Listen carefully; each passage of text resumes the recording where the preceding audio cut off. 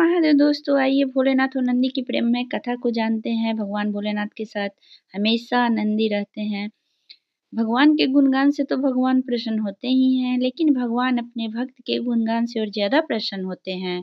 आज हम और आप एक भक्त का गुणगान करेंगे। बहुत पुरानी बात है, किसी शहर में नंदी नाम का वैश्य हुआ करता था।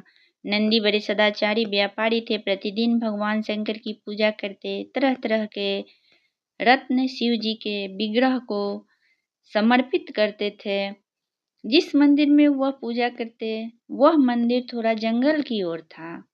एक दिन कोई किरात उस जंगल से निकला और उसका काम केवल प्राणियों की हिंसा करना था। उसकी बुद्धि भी जड़ थी, विवेक का नाम नहीं था। दोपहर का समय था, पास ही नदी थी। नदी के किनारे स्नान कर प्यास बुझाई। बाद में मंदिर दिखा तो किरात ने मन में सोचा कि चलो भगवान के दर्शन ही कर ले। मंदिर गया, दर्शन किए।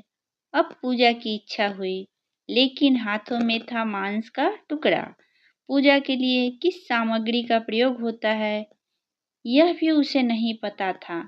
उसने तो बस देखा लोग बिल्वपत्र, जल और प्रसाद से पूजा कर रहे हैं। वही बस किरात ने किया। विधि बिना ही बिल्वपत्र तोड़े, जल चढ़ाया और बाद में फल की जगह मांस चढ़ा दिया। किरात मांस भोजी था। उसे पता ही नहीं था कि देवताओं को मांस नहीं चढ़ता।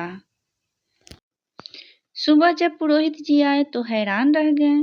चारों तरफ रत्न बिखरे पड़े और शिव जी पर मांस चढ़ा हुआ। पुरोहित ने विचार किया कि अवश्य ही मेरी पूजा में त्रुटि हुई है, इसलिए महादेव जी नाराज हो हैं। मंदिर साफ किया, पूजा पाठ की।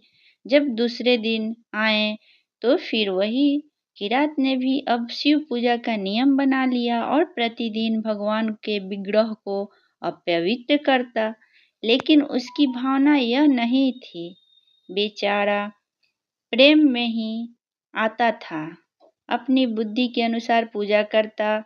एक दिन गांव वालों और पंडित जी ने देख लिया कि यह काम किरात का है। गांव वालों ने भगवान के विग्रह को बस्ती यानी आबादी वाले स्थान में स्थानांतरित कर दिया।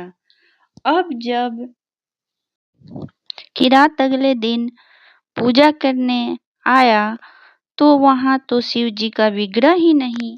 विग्रह तो बस्ती में चला गया। गांव वालों के लिए वह शिव मूर्ति थी, लेकिन उस किरात के लिए वह शिव विग्रह केवल शिव विग्रह नहीं बल्कि साक्षात भगवान थे। इसी भाव से वह उनकी पूजा करता था।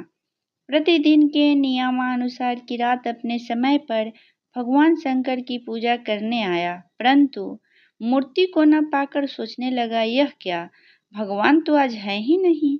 मंदिर का एक एक कोना छान डाला।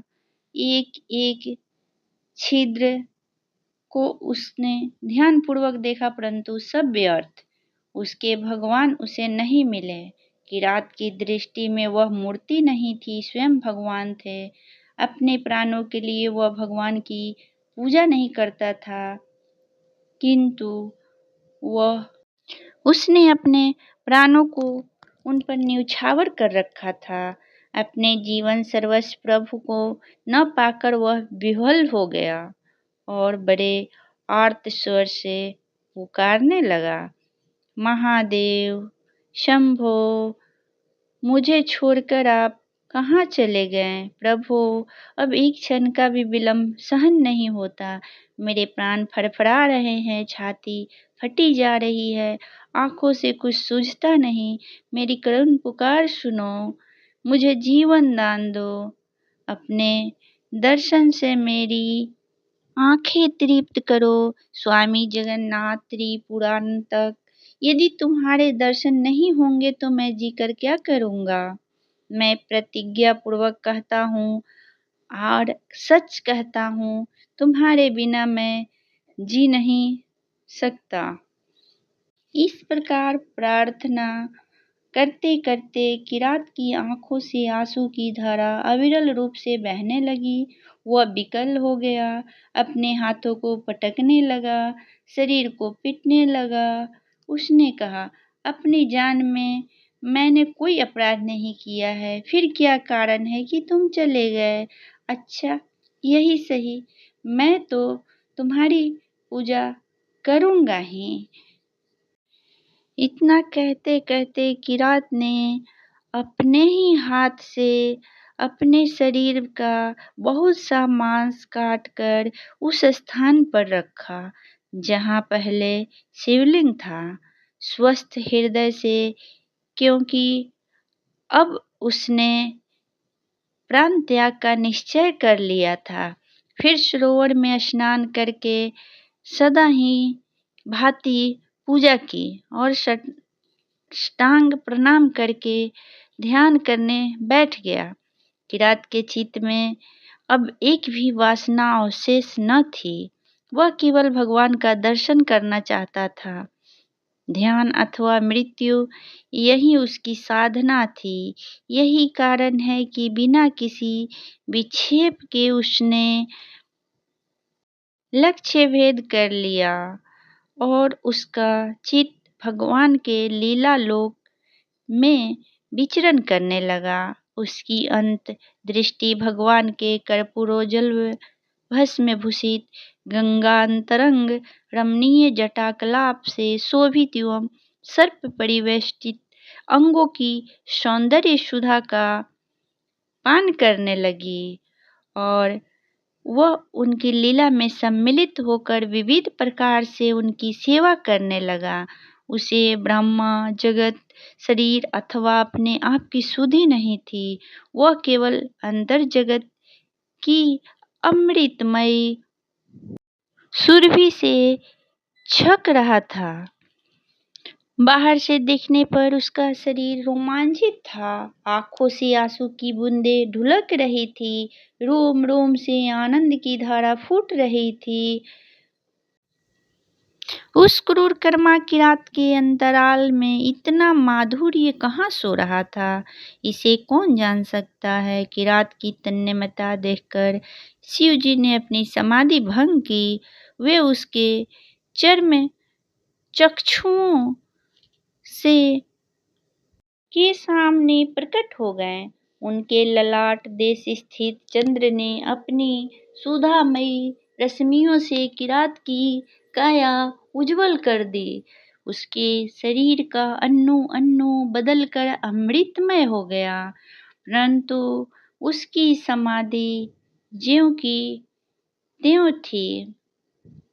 भगवान ने मानो अपनी अनुपस्थिति के दोष का परिमार्जन करते हुए किरात से कहा, महाप्राज्य वीर, मैं तुम्हारे भक्ति भाव और प्रेम का ऋणी हूँ। तुम्हारी जो बड़ी से बड़ी अभिलाषा हो वो मुझसे कहो, मैं तुम्हारे लिए सब कुछ कर सकता हूँ। भगवान की वाणी और संकल्प ने किरात को बाहर देखने के लिए विवश किया, परंतु जब उसने जाना कि मैं जो भीतर देख रहा था वही बाहर भी है, तो उसकी प्रेम भक्ति पराकाष्ठा को पहुंच गई और वह सर्वांग से नमस्कार करता हुआ भगवान शिव के चरणों में लौट गया। भगवान के प्रेम पूर्वक उठाने पर और प्रेरणा करने पर उसने प्रार्थना की, भगवान, मैं तुम्हारा दास हूँ, तुम मेरे स्वामी हो। मेरा यह भाव सर्वदा बना रहे और मुझे चाहे जितनी बार जन्म लेना पड़े, मैं तुम्हारी सेवा में संलग्न रहूं। प्रतिक्षण मेरे हृदय से तुम्हारा प्रेम बढ़ता ही रहे। प्रभु, तुम ही मेरी दयामयी माँ हो और तुम ही मेरे न्यायाधीश पिता हो। मेरे सहायक बंधु और प्राण प्रिय सखा भी तुम ही हो। मेरे गुरुदेव, मेरे इष्ट देव और मेरे मंत्र भी तुम ही हो। तुम्हारे अतिरिक्त तीनों लोकों में और कुछ नहीं है और तीनों लोकों भी कुछ नहीं है, केवल तुम ही हो।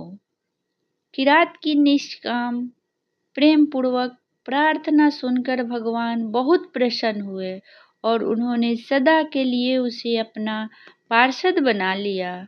उसे पार्षद रूप में प्राप्त करके भगवान शंकर को बड़ा आनंद हुआ और वे अपने उल्लास को प्रकट करने के लिए डमरू बजाने लगे। भगवान के डमरू के साथ ही तीनों लोकों में भेरी, शंख, मृदंग और नगाड़े बजने लगे। सर्वत्र जय जय की ध्वनि होने लगी। शिव भक्तों के चित्त में आनंद की बाढ़ आ गई। यह आनंद कोलाहल तत्क्षण नंदी वैश्य के घर पहुंच गया।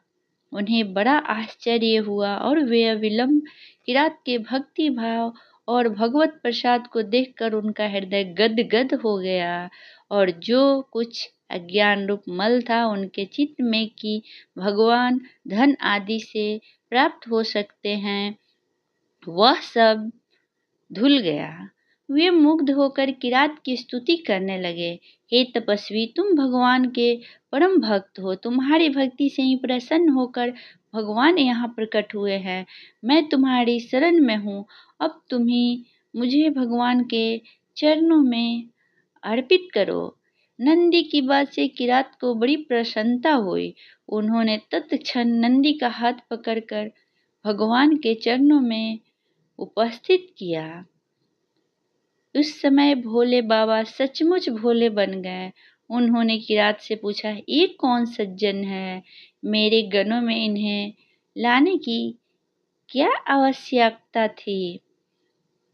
तब किरात ने कहा, प्रभु, ये आपके सेवक हैं। प्रतिदिन रत्न माणिक्य से आपकी पूजा करते थे। आप इनको पहचानिए और स्वीकार कीजिए। शंकर जी ने हंसते हुए कहा, मुझे तो इनकी बहुत कम याद पड़ती है। तुम तो मेरे प्रेमी हो, सखा हो, परंतु ये कौन है?